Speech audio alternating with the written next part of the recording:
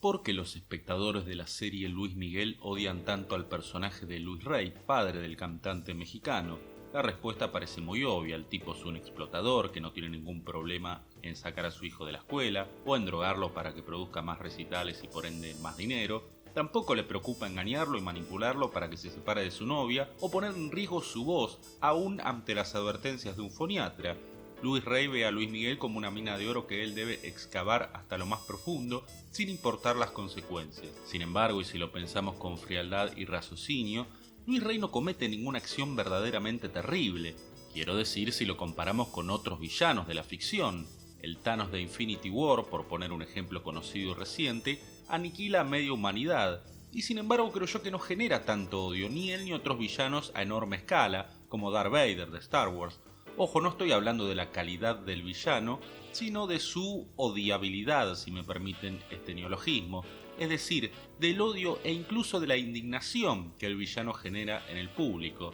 El objetivo de este video es explicar cómo se construye un buen villano en el sentido de un villano extremadamente odiable. Veremos entonces que no se trata tanto de lo que un antagonista haga, sino de a quién se lo hace y cómo se nos presentan sus acciones. Así que después de la breve presentación, empezamos con el video. Cómo se hace un buen villano o un villano muy odiable.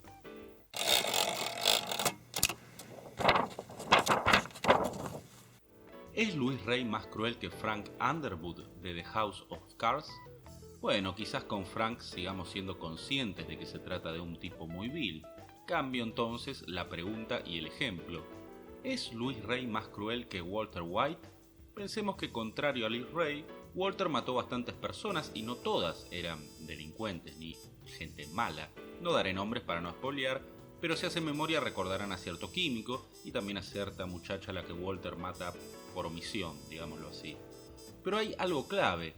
En Breaking Bad el punto de vista está en Walter, y a causa de la expresión punto de vista en un sentido amplio, no me refiero a que percibamos solo lo que Walter percibe, es decir, que veamos desde su visión, valga la redundancia. Esta sería una definición acotada y correcta, por supuesto, de punto de vista.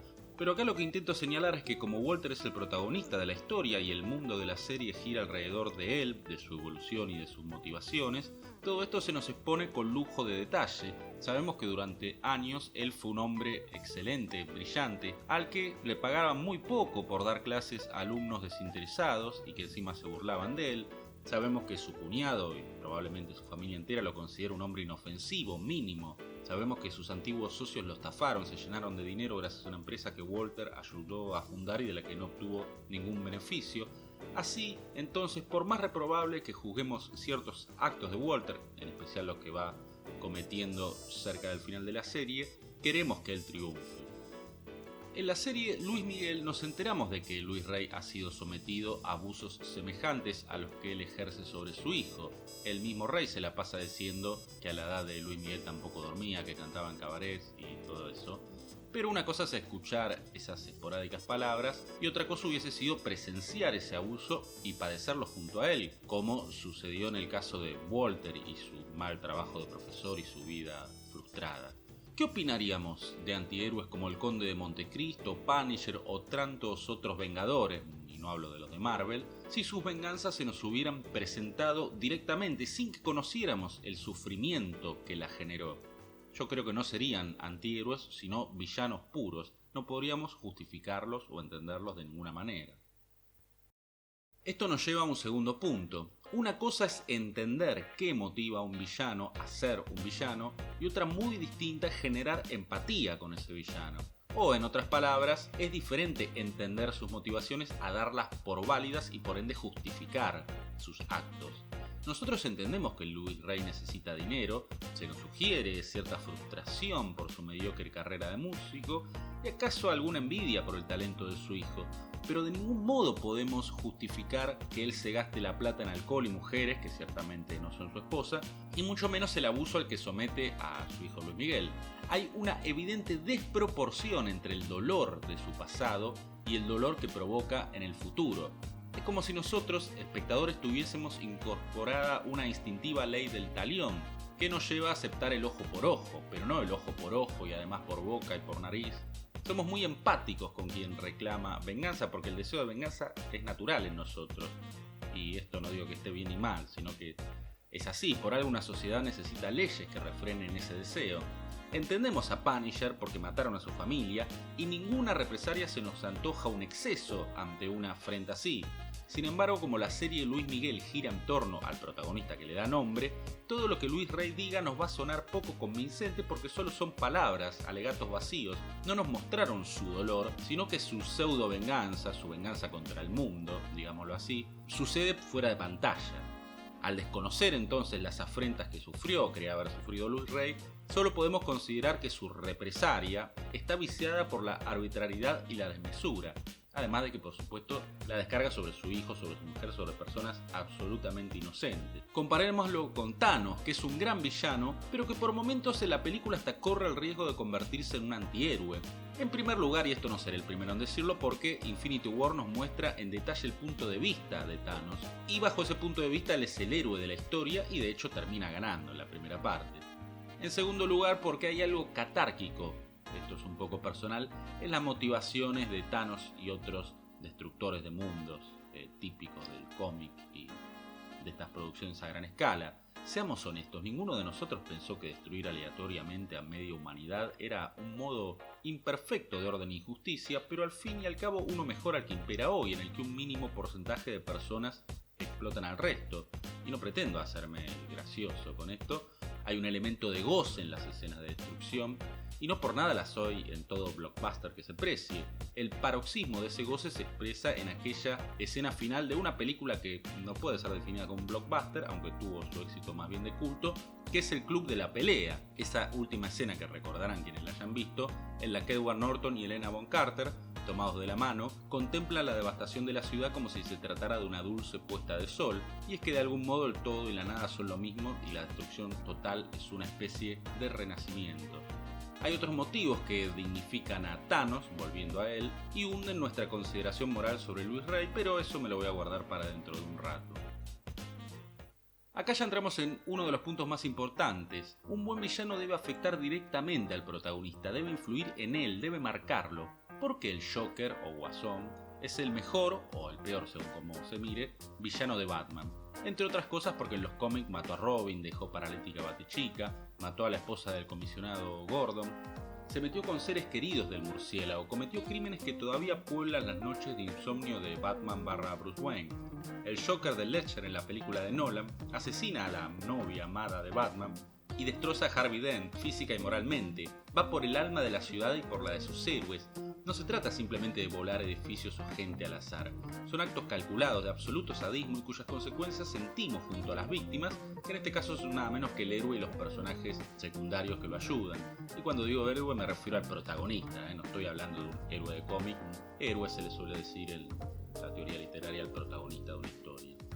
Pensemos incluso, para los que les gusta el anime o veían esta serie de chicos como yo y de grandes un poco también, no le digan a nadie, pensemos en Dragon Ball Z. Sin contar el principio de la serie con Vegeta y los Saiyajins, en el anime hay 3 villanos principales, Freezer, Cell y Majin Buu. Los 2 últimos aparecen un poco de la nada, forzados por la necesidad impuesta a Akira Toriyama, autor de la serie, de continuar. No existe vínculo entre ellos y los protagonistas, son tipos fuertes y listo, y hay que ganarles. No digo que sean malos personajes, pero a la historia de Dragon Ball Z ya se le empiezan a ver los hilos. En cambio, en la saga de Freezer conocemos el origen de Goku y de su raza, y la relación de Freezer y Vegeta, que derivan a aquella conmovedora escena en la que el príncipe Saiyajin le pide a Goku, o más bien Kakaroto, que ese es su nombre original, que derrote al tirano, porque Freezer es, como Thanos, un tirano cósmico, esto lo aclaro para los que no vieron la serie. Freezer no solo está conectado con los protagonistas, sino que tiene motivaciones creíbles dentro de un universo como el de Dragon Ball, donde la verosimilitud, bueno, no es la misma que la de Padrino, ¿no? El único villano realmente cruel es Freezer. Los otros como que son malos porque no les sale hacer otra cosa. Pero Freezer es frío, calculador, de modales aristocráticos, manerismos casi afeminados, en contraposición con los monos Saiyajin, el emperador de sangre azul abusando de los campesinos, digamos, ¿no? Freezer disfrutaba torturando a sus víctimas, humillándolas, provocándoles terror. Lo aburría matar de forma simple, para eso tenía sus esbirros.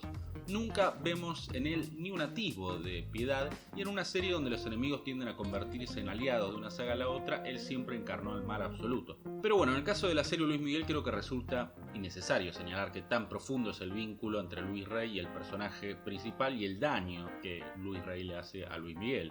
Baste decir que el mítico Darth Vader se redimió poco antes de morir y Luis Rey en cambio siguió siendo un canalla hasta la última y espasmódica respiración que dio en el hospital. Empezamos este video y lo proseguimos con una comparación que suena absurda: Luis Rey versus Thanos. Ponerlos uno al lado del otro resulta ridículo no solo porque pertenecen a universos muy diferentes, sino porque uno es un simple ser humano y el otro es un tirano cósmico que tiene poderes prácticamente sin límite.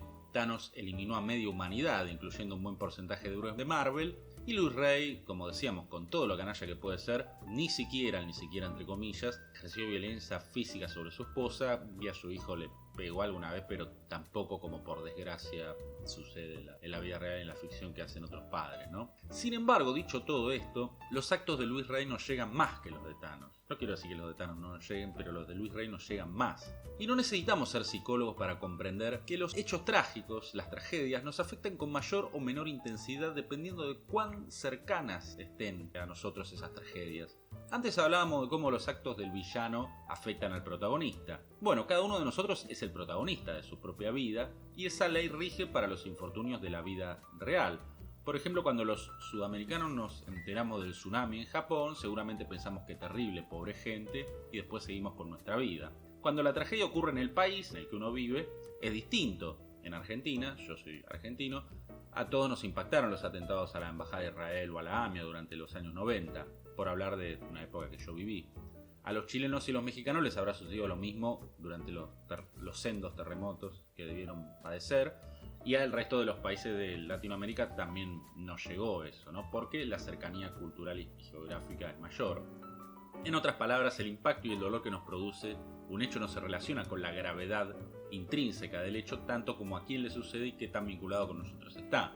Seguramente el tsunami se haya cobrado más víctimas que los terremotos en Sudamérica, pero eso no es lo que determina qué tan doloroso sea.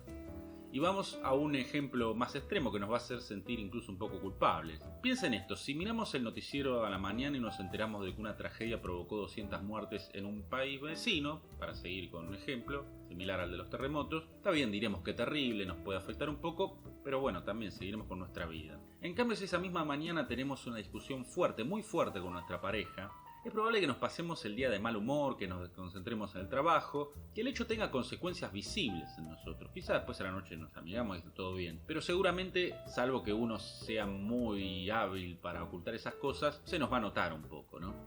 Esto sonará egoísta, esta comparación que acabo de hacer, pero es normal y necesaria para la supervivencia, porque si experimentáramos como propios todos los males del mundo, bueno, no duraríamos ni un día sin que nos explote el cerebro. No hay objetividad en el modo en que las cosas nos afectan. Una discusión de pareja es una tontería comparado con 200 muertes o con una muerte. Sin embargo, los muertos son otros que no conocemos.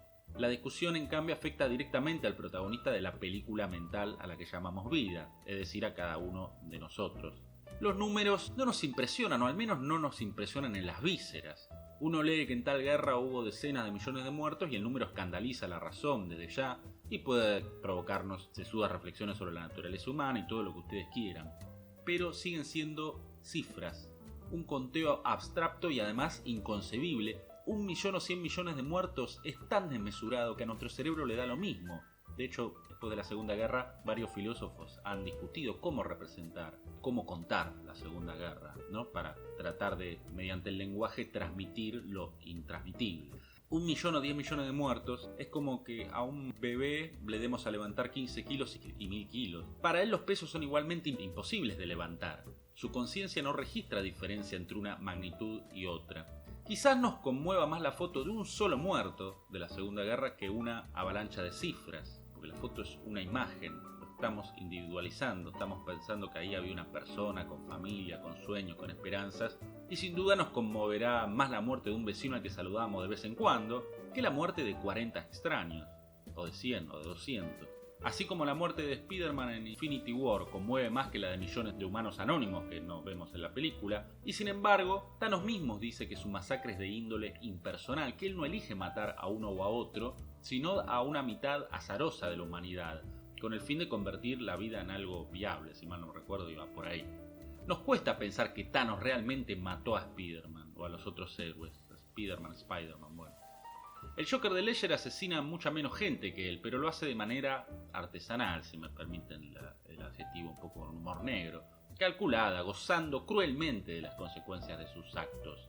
Thanos, en cambio, considera que su matanza es un necesario sacrificio y él es el héroe de su propia historia. No digo que nosotros estemos de acuerdo con Thanos, pero podemos comprenderlo dentro de su lógica retorcida y más que como un ser malo en sí, lo consideramos como alguien que tiene una ideología equivocada. Y así llegamos al último punto, que podríamos llamar la virtud del mal. Para empezar a explicarme voy a recurrir a una cita para variar de Borges. En el adulterio suelen participar la ternura y la abnegación, en el homicidio el coraje, en las profanaciones y la blasfemia cierto fulgor satánico. Judas eligió aquellas culpas no visitadas por ninguna virtud, el abuso de confianza y la delación. La fascinación por el mal debe ser tan vieja como el mal mismo, y se relaciona probablemente con esto que escribe Borges. El adulterio ciertamente es un pecado bastante romántico, aunque tendemos a verlo así cuando le ocurre a otro y no a nosotros, por supuesto. Heathcliff de Cumbres Borrascosas, de Emile Brontë, es un antihéroe desagradable, pero lo justificamos porque lo mueve una pasión amorosa, por oscura que fuera. Darth Vader, que ya mencionamos, es una figura trágica, y algo semejante sucede con Thanos, que sacrifica a su propia hija para obtener una de las gemas.